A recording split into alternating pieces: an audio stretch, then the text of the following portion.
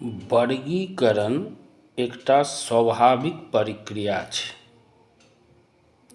और निश्चित रूपसँ प्रधानता कर्मे के छै। कर्मे के आधार पर वर्गीकरण कतहु होइ छै। जेना अखन कर्मचारीगण के छनि ग्रेड बाँटल, फर्स्ट क्लास के कर्मचारी, सेकंड क्लास के कर्मचारी, थर्ड क्लास, फोर्थ क्लास, छै कि नहीं? कर्मे के आधार पर ना, तो कहाँ छै समानता? तहिना वर्ण व्यवस्था जे छै ओ कर्मे के आधार पर निर्धारित होइ छै। पूर्वार्जित कर्म के आधार पर केओ ब्राह्मण में जन्म लै छथि, केओ क्षत्रिय में जन्म लै छथि, केओ वैश्य में जन्म लै छथि आ केओ शूद्र में।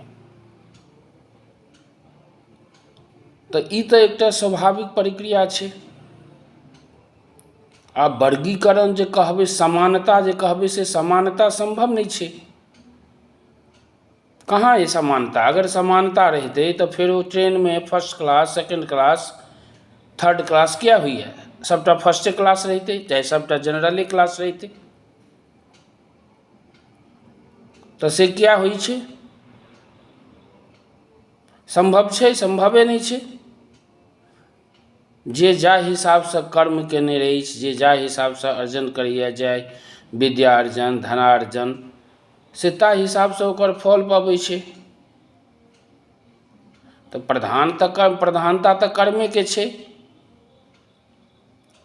और मनुष्य के सबटा फल, मनुष्य जहि स्थिति में अछि से सबटा कर्मे के आधार पर होइ छै।